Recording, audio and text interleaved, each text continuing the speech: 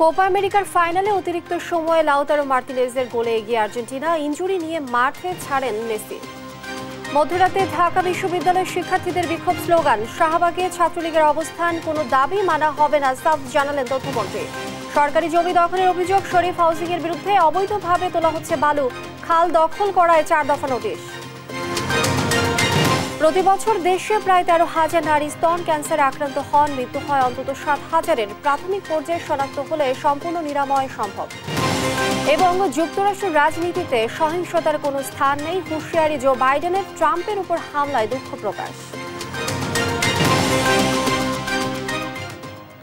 দেখছিলেন শিরোনাম সংবাদ সকালে, সঙ্গে আছি আমি লিনিয়া আফরোজ।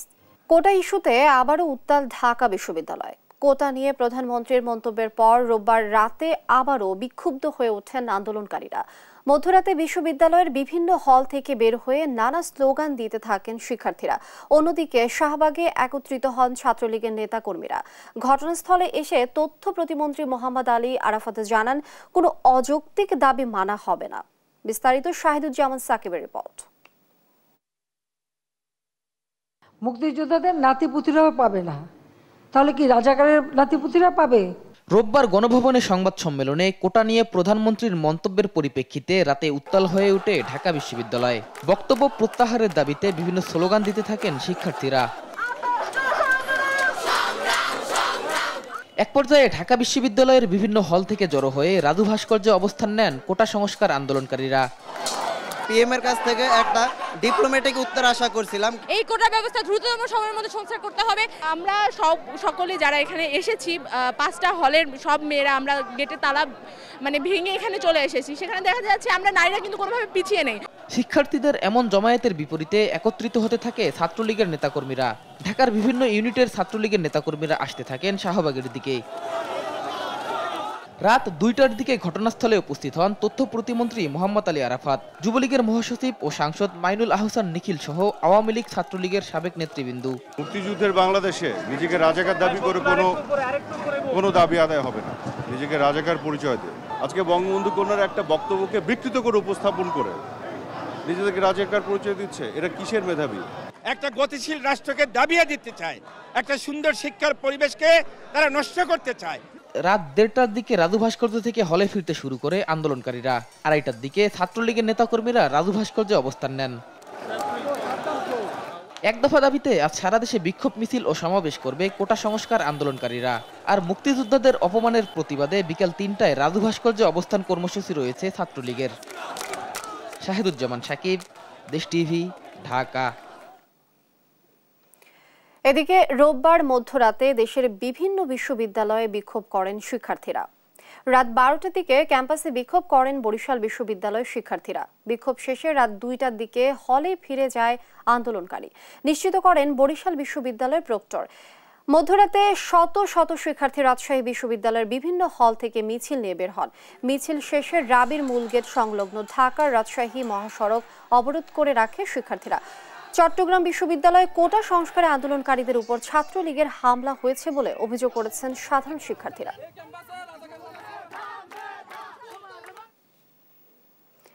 কোটা নিয়ে সিদ্ধান্ত আসতে হবে আদালত থেকে, এ নিয়ে সরকারের এখন কিছুই করার নেই বলে জানিয়েছেন প্রধানমন্ত্রী শেখ হাসিনা।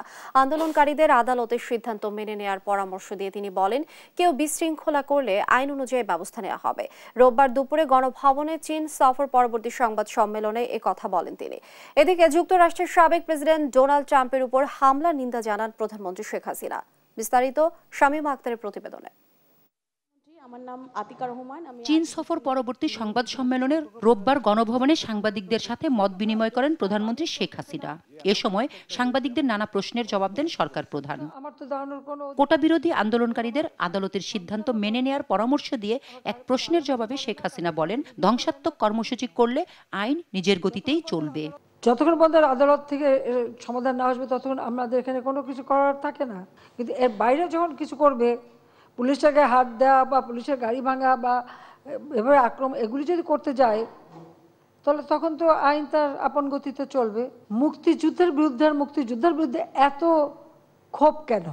মুক্তিযোদ্ধাদের নাতিপুতিরাও পাবে না, তাহলে কি রাজাকারের নাতিপুতিরা পাবে? সেটা আমার প্রশ্ন, দেশবাসীর কাছে প্রশ্ন।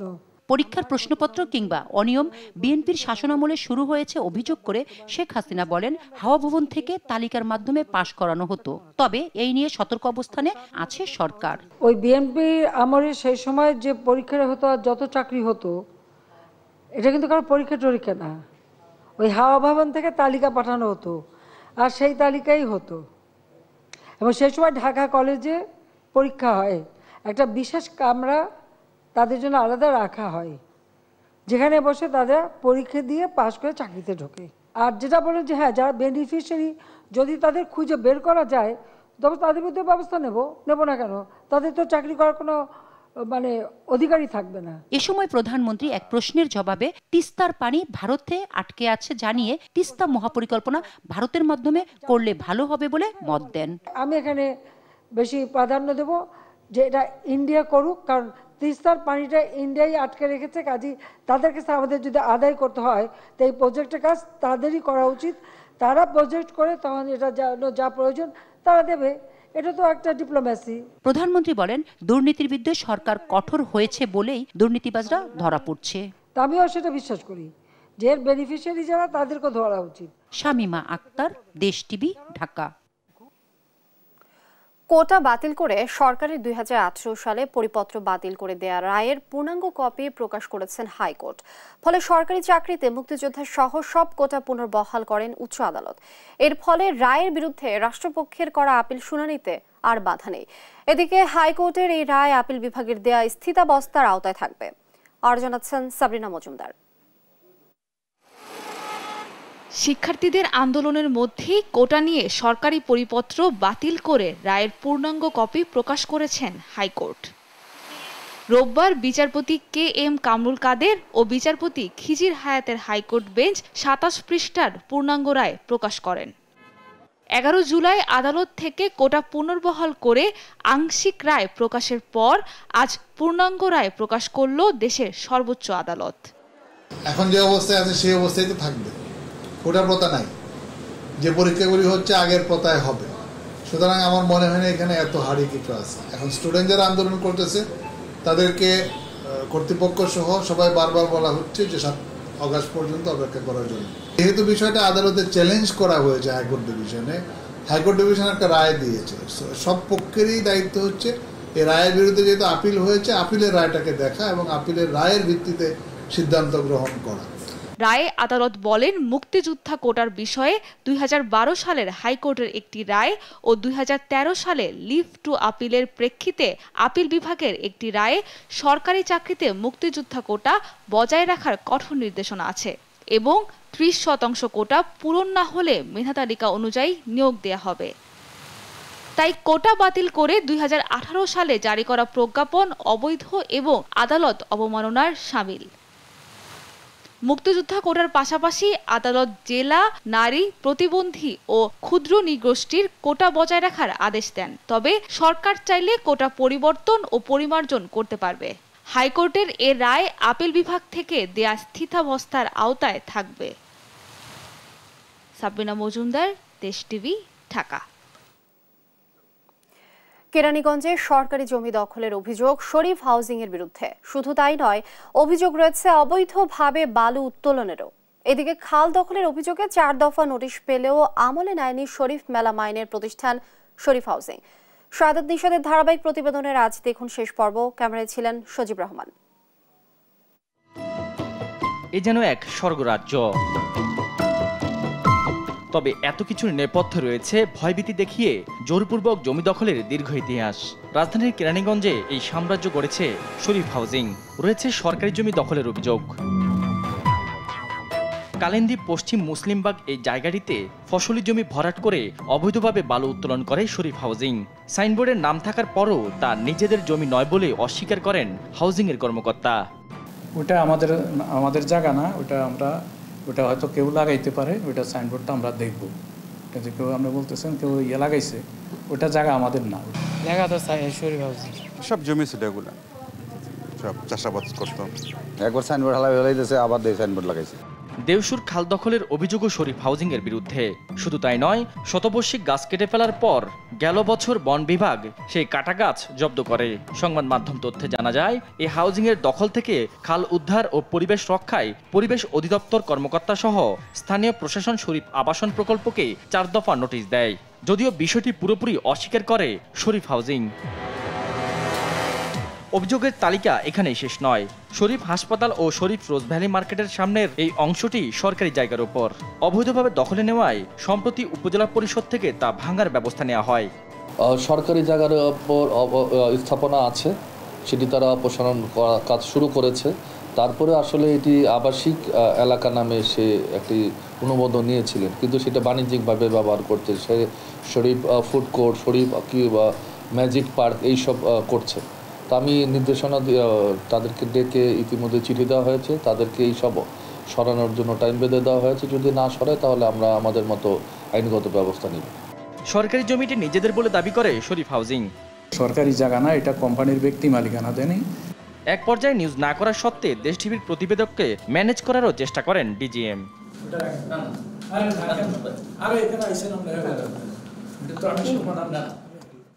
জোরপূর্বক জমি ক্রয়, অবৈধভাবে বালু উত্তোলন সহ সরকারি জমি দখল সহ নানা বিস্তর অভিযোগ শরীফ মেলামানির প্রতিষ্ঠান শরীফ হাউজিংয়ের বিরুদ্ধে। প্রশাসনের নীরবতায় তাদের এই রমরমা দখল বাণিজ্য চললেও সাধারণ ভুক্তভোগীদের দাবি অচিরে এমন অবস্থা থেকে মুক্তির। সাদাত নিশাদ, দেশ টিভি, কেরানীগঞ্জ। দেখছেন সংবাদ সকাল। প্রতি বছর দেশে প্রায় 13,000 নারী স্তন ক্যান্সারে আক্রান্ত হন। এর মধ্যে মারা যান অন্তত 7,000। এই ক্যান্সার প্রাথমিক পর্যায়ে শনাক্ত হলে সম্পূর্ণ নিরাময় সম্ভব। বঙ্গবন্ধু শেখ মুজিব মেডিকেল বিশ্ববিদ্যালয়ে ব্রেস্ট ক্যান্সার স্ক্রিনিং প্রকল্পের আওতায় গেল বছর শনাক্ত হওয়া 620 রোগীর 547 জনই আসেন অ্যাডভান্স স্টেজে। চিকিৎসকরা বলছেন, অসচেতনতায় দেরিতে শনাক্ত হওয়ায় উন্নত চিকিৎসা দিয়েও বাঁচানো যায় না বেশিরভাগ রোগীকে। বিস্তারিত হাসান মাহমুদের রিপোর্টে।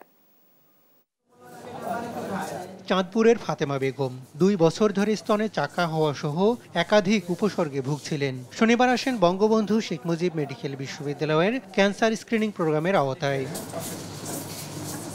নানা পরীক্ষা নিরীক্ষা শেষে স্তনের টিউমার শনাক্ত করেন চিকিৎসকরা। তবে ক্যান্সার জীবাণু না থাকায় কিছুটা স্বস্তি হলেও থাকতে হবে চিকিৎসকদের তত্ত্বাবধানে। মাঝে মধ্যে গায়ে মারতো, ব্যথা করতো বা পিরিয়ডের আগে জ্বর আসা পড়তো। এই জন্য স্তনে চাকা হওয়া, চামড়া কুঁচকে যাওয়া, আকারে পরিবর্তন, দীর্ঘ সময় ব্যথা সহ 8টি উপসর্গ দেখা দিলে দ্রুত চিকিৎসকের কাছে যাওয়ার পরামর্শ দিয়েছেন বিশেষজ্ঞরা।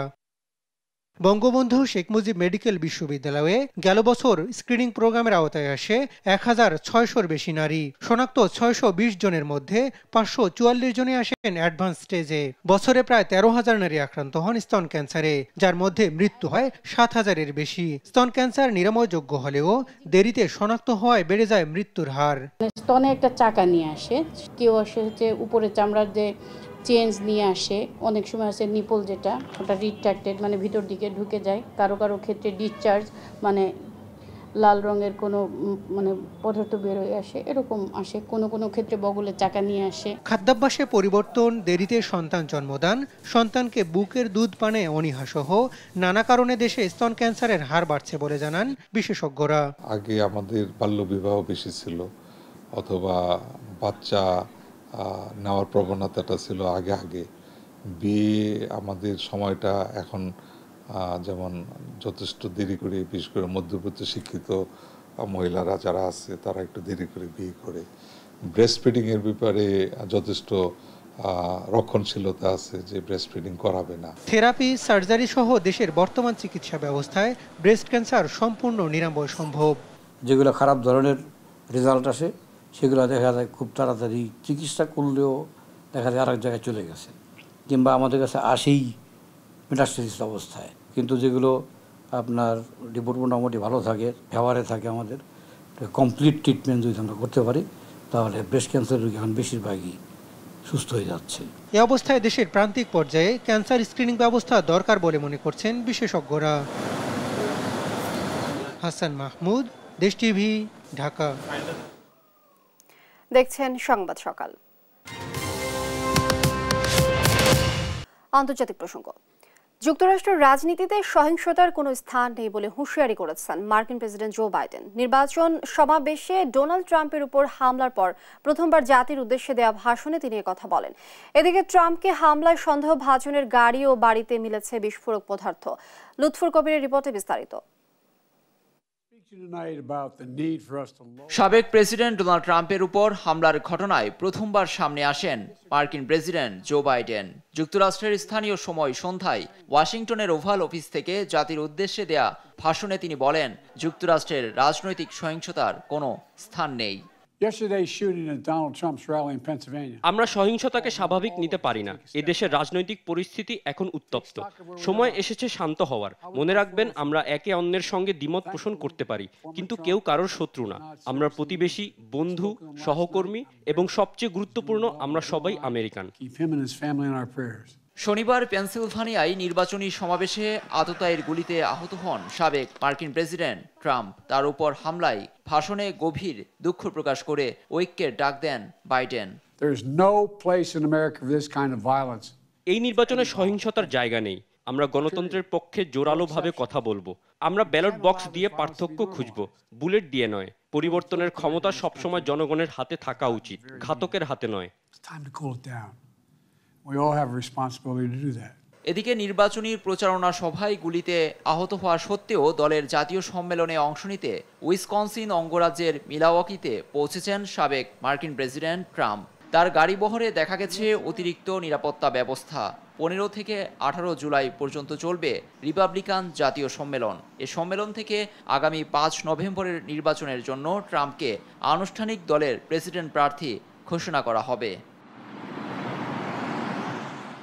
এদিকে ট্রাম্পের উপর হামলার পর থমথমে পরিস্থিতি যুক্তরাষ্ট্র জুড়ে। ফ্লোরিডা, নিউ ইয়র্ক সহ বিভিন্ন জায়গায় এ হামলার প্রতিবাদ জানাতে দেখা গেছে তার সমর্থকদের। লুৎফর কবির, নিউজ ডেস্ক, দেশ টিভি। ফিলিস্তিনের গাজা উপত্যকায় গেল 3 দিন নজিরবিহীন হামলা চালিয়েছে ইসরায়েলি বাহিনী। নতুন করে নুসাইরাত শরণার্থী শিবিরের একটি স্কুলে হামলায় প্রাণ গেছে অন্তত 17 ফিলিস্তিনির। রোববার বিকেলে ভয়াবহ হামলায় আহত হন আরও 80 জন আশ্রয়হীন ফিলিস্তিনি। এ নিয়ে গেল 3 দিনেই নারী, শিশু সহ 142 জন বেসামরিক ফিলিস্তিনিকে হত্যা করেছে বর্বর সেনারা। এর মধ্যে সবচেয়ে জঘন্য হামলা চালায় আল মাওয়াসি শরণার্থী ক্যাম্পে, যেখানে নিহত হন 90 জনের বেশি ফিলিস্তিনি। ইসরায়েলি সেনাবাহিনীর দাবি, ক্যাম্পে হামাসের এক নেতাকে হত্যার উদ্দেশ্যেই এই হামলা চালানো হয়।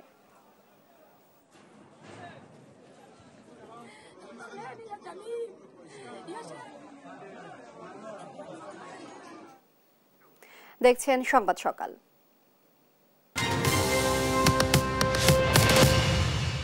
অভাবের তাড়নায় প্রায় 20 বছর ধরে জয়পুরহাটের কালাই উপজেলায় প্রায় 500 মানুষ নিজের শরীরের কিডনি বিক্রি করে এখন ভালো নেই কেউ। তাদের স্বপ্ন ছিল কিডনি বিক্রি করে পরিবারের সচ্ছলতা ফেরাবেন, কিন্তু ঘোরেনি তাদের ভাগ্যের চাকা।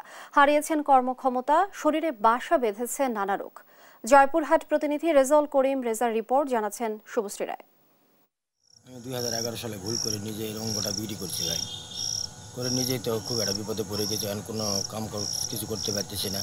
জয়পুরহাটের মাত্রাই ইউনিয়নের ভেরেন্ডি গ্রামের বাসিন্দা শাহারুল ইসলাম একসময় ঢাকায় সংসার চালানোর মতো ভালো বেতনের চাকরি করতেন তিনি, কিন্তু দালালের ফাঁদে পড়ে হঠাৎ নেন ভুল সিদ্ধান্ত। 2011 সালে মোটা অঙ্কের টাকা পাওয়া যাবে ও পরিবারের সচ্ছলতা ফিরবে, দালালদের এমন প্রলোভনে বিক্রি করে ফেলেন নিজের কিডনি। এখন কর্মক্ষমতা হারিয়ে বিভিন্ন রোগে দুর্বিষহ দিন কাটছে তার। মানুষের প্রলোভনের কারণে এই ভুলটা করেছি। সবার কাছে অনুরোধ করবে এই কাজ যেন আমার মতো কেউ ভুল না করে। শাহারুলের মতো এমন কয়েকশো ভুক্তভোগী জয়পুরহাটের কালাই উপজেলার মাত্রাই ও উদয়পুর ইউনিয়নের প্রায় 20টি গ্রামে। সহজ সরল দরিদ্র অসহায় মানুষকে স্বপ্ন দেখানো হয় কিডনি বিক্রি করে ফেরাবেন পরিবারের সচ্ছলতা, কিন্তু ভাগ্যের চাকা আর ঘোরেনি। শরীরে বাসা বেঁধেছে নানা রোগ, করতে পারছেন না ভারী কাজও। স্বপ্ন ছিল বাড়িঘর কর্ম, হলো বাচ্চা ভালো মন্দ খাওয়া, বাচ্চা ঘর পড়ামো, এই স্বপ্ন ছিল। স্বপ্ন নাই, স্বপ্ন ভেঙে গেছে। আমরা যে অপরাধী কাজ করছি এটা সামাজিকভাবে অপরাধ, মহান আল্লাহর কাছে অপরাধী আমরা সেজে গেছি। যাদের কিছুই নাই তাদেরও দিন পর যাচ্ছে, কিন্তু আমরা লোভের কারণে বা লোভের বশবর্তী হয়ে এই ধরনের পথে পা বাড়াচ্ছি। 5 লাখ থেকে 15 লাখ টাকার প্রলোভনে 2005 সাল থেকে বিভিন্ন সময়ে প্রায় 500 মানুষ কিডনি বিক্রি করেছেন, কিন্তু কিডনি বিক্রির আইন বৈধতা না থাকায় চুক্তি অনুযায়ী টাকা পাননি ভুক্তভোগীরা। এখন ঋণের বেড়াজাল ও লোকলজ্জার ভয়ে কেউ ঘর ছাড়া বিভিন্ন রোগে হারিয়েছে নিজের স্বাভাবিক কর্মক্ষমতা। মানবেতর জীবনে এখন সরকারি সহযোগিতা চান তারা। শারীরিকভাবে সমস্যা মানে হলো ভারী কাজ করতে গেলে একটু ব্যথা করে, অনেক ব্যথা করে। সরকার যদি বলে যে সাহায্য করে তাহলে আমি কিছু একটা করতে পারবো, কিবা গরু বাছুর কিবা একটা বাড়ি ঘর করতে পারবো। এখন তো এটা করার পর তো কোনো মানুষ ভালো থাকতে পারবে না, এটা করার পর কোনো মানুষ ভালো থাকতে পারে না বা পারবে ওটা কোনোদিনই। আমি আমার লাস্ট চাওয়ার উদ্দেশ্য হলো যে আমাদের মতো আর কেউ যেন এই ভুল কাজ না করে বা এই অপরাধের পথে কেউ যেন না পা বাড়ায়। আইন শৃঙ্খলা বাহিনীর ব্যাপক তৎপরতা ও মানুষকে নানাভাবে সচেতনতার কারণে বর্তমানে কিডনি বিক্রি বন্ধ আছে জানিয়ে ভুক্তভোগীদের সহযোগিতার আশ্বাস দেন এই জনপ্রতিনিধি। কালাই উপজেলা পরিষদের চেয়ারম্যান হিসেবে আমার পক্ষ থেকে বা উপজেলা পরিষদের পক্ষ থেকে যতখানি সুযোগ সুবিধা দেওয়া সম্ভব আমি সেই সুযোগ সুবিধাগুলো এই ক্ষতিগ্রস্ত মানুষকে সবসময় দিয়ে আসছি এবং ভবিষ্যতে আরো দেওয়ার চেষ্টা করবো ইনশাল্লাহ। গেল কয়েক বছরে যারা দালালের খপ্পরে পড়ে কিডনি বিক্রি করে শারীরিক জটিলতায় ভোগা ব্যক্তিদের সর্বোচ্চ স্বাস্থ্য সেবা দেওয়ার আশ্বাস দেন জেলা সিভিল সার্জন। তারা যদি এখন কোন রকম শারীরিক প্রতিবন্ধকতার শিকার হন অথবা অসুস্থ হন, তাদের জন্য আমাদের স্বাস্থ্য সেবা বিভাগ খোলা আছে। আমাদের স্বাস্থ্য বিভাগ তাদের সেবায় যথাযথ চেষ্টা করবে। একসময় কিডনির হাট হিসেবে পরিচিত এই উপজেলায় আইন শৃঙ্খলা বাহিনীর ব্যাপক অভিযানে দালালরা গা ঢাকা দিয়েছে বলে জানান স্থানীয়রা। নিউজ ডেস্ক, দেশ টিভি। এই ছিল এখনকার সংবাদ সকাল। পরে বুলেটিন দেখার আমন্ত্রণ রইল। ধন্যবাদ সবাইকে।